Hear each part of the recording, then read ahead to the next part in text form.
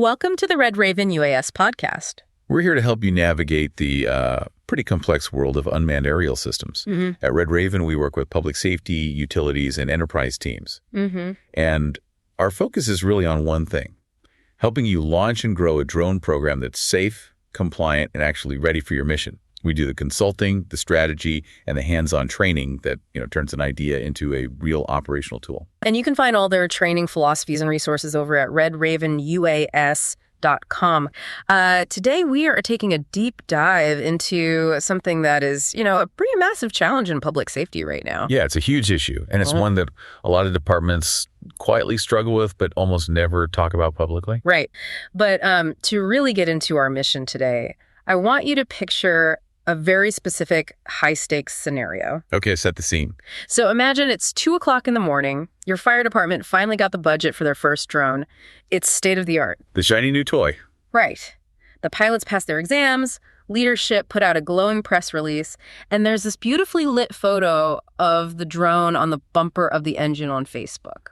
They're officially a modern drone program. Exactly. But now it's 2 a.m., the first real emergency call drops, and things just kind of quietly fall apart. Yeah, the pilot gets it in the air, but they freeze up on the thermal reading. Exactly. And the incident commander is standing there looking over their shoulder, getting frustrated, and eventually just waves it off. Which means the drone lands, the footage is totally useless, and nobody really knows what went wrong. Right. And that's exactly what we're unpacking today.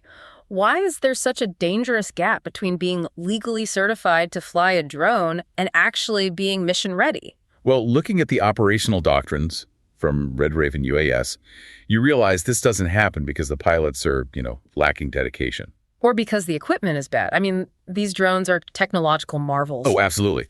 They are incredible machines. The breakdown really happens because departments fall into this trap of believing that legal compliance is the same thing as operational capability. They get the certificate and just assume they're ready for the chaos. Yeah, exactly. It's kind of like thinking about the medical field, like passing your initial exams and getting your EMT certificate. Right, that makes you technically an EMT. Yeah, but that piece of paper absolutely does not mean you are ready to run a code in a crowded trauma center with alarms going off and doctors shouting orders. That is the perfect analogy. The certificate just gets you in the door. It's the floor, not the ceiling. Right. So how does that translate to the drone world? Well, in aviation, that floor is the FAA Part 107 Remote Pilot Certificate. It's a strict legal requirement, sure. But what does it actually test? That's the issue. It's a multiple-choice exam that focuses heavily on general aeronautical knowledge. Like reading those crazy weather charts? Yeah, exactly. Yeah. You learn to decode METARs and TAFs, which are those massive strings of alphanumeric weather data. Which honestly look like a computer glitch. They totally do. And you learn airspace rules so you don't fly your drone into the path of a Cessna. Which is important. It's very important. But, and this is what Red Raven UAS really hammers home, Part 107 does not test if a pilot can fly a drone over an active structure fire. Right, in heavy smoke. Exactly. It doesn't teach you how to hand an incident commander actionable, life-saving intelligence. It just teaches you how to share the sky safely. Okay, so a department realizes they have the legal box checked, but they know they don't have the practical skills. Right. So they try to bridge the gap with generic training, online courses, or a quick afternoon demo from the manufacturer. Or a weekend boot camp at the local park. Yeah. Okay, let me play devil's advocate for a second, because I know what some people listening are probably thinking. Let's hear it. If I take a weekend boot camp and I learn exactly how to manipulate the joysticks, like I know how to yaw, pitch, roll, I'm fluid with it, shouldn't that be enough? You'd think so, right? I mean, a drone is basically just a flying camera. The physics don't magically change just because there's smoke in the air. Why can't they just use those skills at a fire scene? Well, you're right about the physics. The aircraft behaves the same.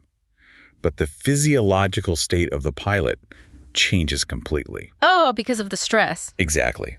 When you're in an empty park on a sunny Tuesday, your heart rate is resting. You have full access to your fine motor skills. Right. Now, put that same pilot on a Fireground at 2 a.m, the adrenaline dumps, cortisol spikes. And under extreme stress, you get tunnel vision. Yes, you get tunnel vision and you literally lose fine motor control. Yep. Which is exactly what you need to make those tiny, precise thumb movements on the controller. Wow, so the generic training doesn't prepare your nervous system at all. Not even a little bit. It doesn't inoculate you against the flashing red lights, the radio screaming in your ear, and the pressure of knowing ground crews are relying on you to stay alive. That is intense. And I imagine the operational context is totally different depending on where you are, too. Oh, wildly different. A wildland fire department out west faces totally different updrafts and terrain compared to, say, an urban department in the Northeast flying in narrow city streets. So a one-size-fits-all training program just fits nobody. Exactly. It's like, think about the last time you had to learn a complex new software system at work. It takes intense focus just sitting quietly at your desk. Right. Now imagine trying to navigate that software while your office building is literally burning down around you. That's exactly what it feels like. Which naturally leads us to probably the most counterintuitive part of this whole thing, the technology itself. Specifically, the camera. Ah, the thermal camera. Yeah. The thermal camera is the single most valuable tool they have. It's a total game changer. Yeah. It fundamentally changes how firegrounds are managed. Because it can see through smoke. Basically, yeah. It finds victims lying unconscious in thick smoke. It identifies hotspots that ground crews can't see with the naked eye. And it shows the flow path of the fire so command knows exactly where to allocate their hoses. Okay, but there's a trap there, right? Yeah. Because thermal imaging isn't just magic X-ray vision. No, it's actually deeply complex. And if a pilot hasn't been specifically trained on how heat behaves physically, they're going to misinterpret the screen. So what does a misread actually look like on the ground? Well, it comes down to something called emissivity. Which means what? It's how efficiently different materials absorb and radiate heat. So an untrained pilot might look at a wall on their monitor, see it isn't glowing red, and just call it clear over the radio. But they're missing something hidden. Exactly. They aren't accounting for construction materials. They might be looking at a heavily insulated void space that's temporarily masking a massive amount of heat behind it. Oh, wow. That's terrifying. It is. Or they fall victim to the thermal palette trap. Like the color scheme on the screen. Yeah, exactly. Cameras use palettes like white hot or iron bow to assign colors to temperatures. If the pilot hasn't calibrated the temperature range for extreme heat, The sensor just gets overwhelmed. right, it gets washed out. So what looks like a minor surface fire on the screen might actually be a massive subsurface fire destroying the roof from underneath. And if they tell the commander it's just a surface fire, The commander sends a crew under the roof to vent it. The roof collapses, and you have a catastrophic event. that is, wow. It's essentially like looking at a medical MRI scan. That's a great way to put it. Like anyone can stare at the monitor and see the glowing shapes and the dark spots, but it takes rigorous medical training to know you're looking at a subtle hairline fracture and not just a weird shadow. Exactly. You can't just hand someone an MRI, Yeah, ask them if they know what a bone looks like, and tell them to do surgery. right. And it sounds like this illusion of simplicity applies to flying at night, too. Oh, definitely. Yeah. Under Part 107, flying at night basically just means you attach a strobe light to the drone that's visible for 3 miles. Legally, you are cleared to fly. Yeah. But operationally, you are stepping into a sensory deprivation chamber. Because you lose your depth perception. You lose your depth perception, you lose your visual references on the horizon, and worse, that bright strobe light is flashing in the dark, constantly ruining your natural night vision. So the pilot is just, what, trying to look back and forth between a glowing tablet and the pitch black sky? Exactly. And spatial disorientation sets in incredibly fast when you do that. I can imagine. So they're visually overloaded, spatially disoriented, fighting adrenaline. But they also have to communicate, right? They aren't just out there in a vacuum. Right. And this brings in a concept from manned aviation called crew resource management, or CRM. Because the pilot is part of a larger team. Exactly. They are an intelligence node.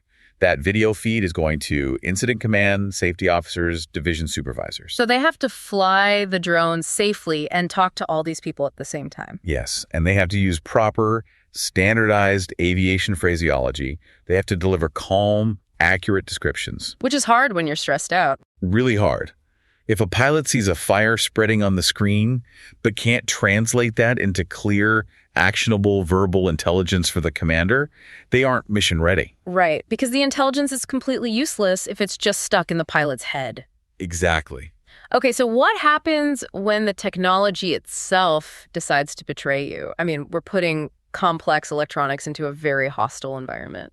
Yeah, things will inevitably break down, and this is where generic training completely fails. It's like losing connection. Yeah, communication links drop, because there's massive radio frequency interference from dozens of emergency radios on scene. Oh, I didn't even think about the radio interference. Yeah, GPS signals degrade.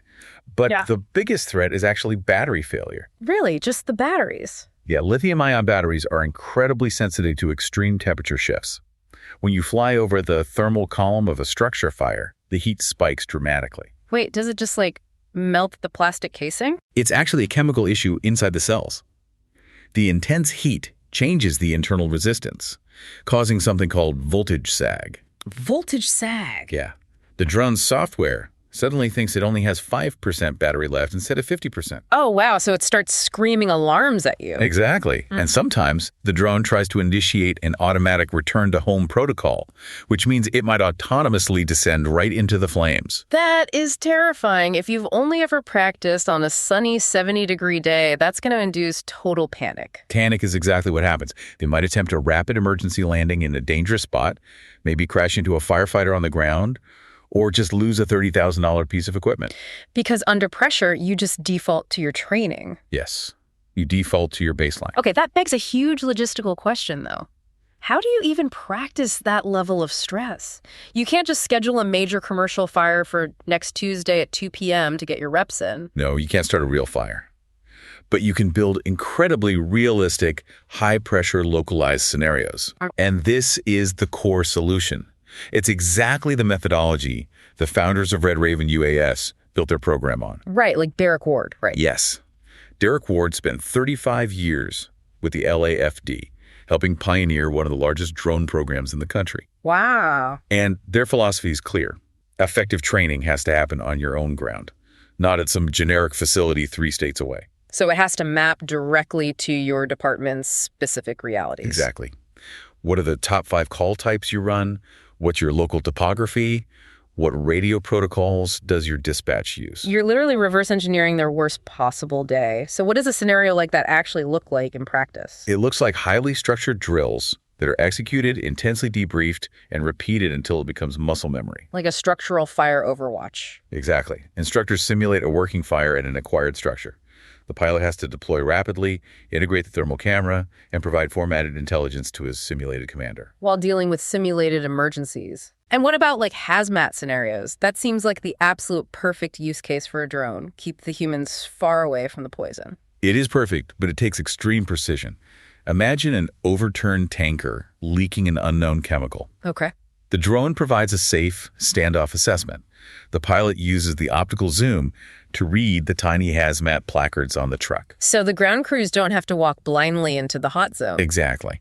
And they assess the vapor plume using thermal imaging to establish safe perimeter boundaries. That makes total sense. But here is the massive blind spot most agencies miss. Training just the pilots is a fatal mistake. Because the pilot is an intelligence gatherer, not the strategic decision maker. Right. The incident commanders, battalion chiefs, company officers, they all need training too. If a commander has never worked with a live drone feed, they literally don't know what they're looking at. They don't even know what questions to ask the pilot. Exactly. And they don't know the limitations of the technology. They might order the pilot to fly too close to a thermal column or ignore the data because they don't trust the color palette. Okay, I just had a total light bulb moment here. Let's hear it. It's exactly like a high-level manager who doesn't know how to read the data analytics their own team generates. Yes. Like, if I hand you a massive spreadsheet of raw SQL data, but you don't know how to query it or read a pivot table, the data is entirely useless. That is a perfect synthesis. It doesn't matter how good my data collection is if you can't read it. The whole team needs a shared operational language. Exactly. Without that shared operational language, the drone is just an expensive toy taking cool videos. Yeah. With it, it becomes a life-saving asset. Which naturally leads to the final hurdle. Yep. Once you develop that shared language, how do you sustain it? Right, because treating training as a one-time launch event is a guaranteed way to slowly kill the program. The initial training just sets the baseline. Yes. Because it's not a set it and forget it skill. If a pilot hasn't flown in 60 days, they can't just step out at 2 a.m. and be perfectly dialed in. The rust is going to be there. And that rust is an extreme liability. To maintain currency, departments have to establish mandated minimum flight hours per month. So they have to fly regularly. Yes, and they need recurrent monthly training events where the whole unit trains together. And you probably need development pathways to keep them engaged, right? Definitely. A pilot might start as a basic daylight operator, then move to night operations, then advanced thermal, and eventually to DFR status. Let's define DFR quickly for those listening who might not know. Sure. Drone as first responder. It's an advanced model where drones are stationed at fixed nodes, like the roof of a fire station. So they launch when a 911 call comes in. Exactly. They launch autonomously or are flown remotely, arriving before the engines even leave the bay. That is incredible. It gives instant situational awareness. But getting there requires a relentless culture of continuous development. And instructor qualifications have to matter a lot here, too. Immensely. An instructor who only shoots cinematic real estate videos might know Part 107 perfectly, but they can't teach a firefighter how to navigate contested airspace over a fireground. Right, because they've never briefed a battalion chief. Exactly. The debrief needs to come from someone who has made those exact life or death decisions under pressure in the real world. So to pull all these threads together for you listening, having a high-tech drone is simply having a piece of hardware. Earning your Part 107 certificate is just holding a piece of paper. It just means you passed the test on weather charts. Right. Being truly mission-ready requires a fully integrated, stress-tested, scenario-based program. You have to understand the physical environment, human physiological limits, and ensure everyone speaks the same operational language. From the pilot holding the controller to the commander running the scene. Exactly. And whether you're in public safety, enterprise infrastructure, or running any specialized team, the legal credential is just the floor. You have to train in the context of the actual messy, chaotic work. You have to move way beyond a compliance mindset. Before we wrap up, where can people go to learn more about this approach? They can check out all of this at redravenuas.com. Awesome. And as we close this out, I want to leave you with a completely different angle to mull over. Yeah, this is a fascinating thought. We've spent this whole time talking about the frailties of human pilots, right? Yeah. The adrenaline, losing fine motor skills, sensory overload. Human failure points. Exactly. So if human panic is the biggest risk in life or death missions, it raises a wild question for the future. Should we eventually hand over the controls entirely to autonomous artificial intelligence during complex emergencies? Right, because an AI doesn't get tunnel vision or experience panic during a voltage sag. Exactly. But then again, does a machine possess the human intuition necessary to realize that a faint thermal shadow in the corner of a room isn't just furniture, but a trapped child? That is an incredible dilemma. It perfectly highlights the stakes of being mission ready today. Thanks for listening to the Red Raven UAS podcast. Visit redravenuas.com for consulting, training, and FAA Part 107 certification, and check out the current special pricing on our Part 107 course.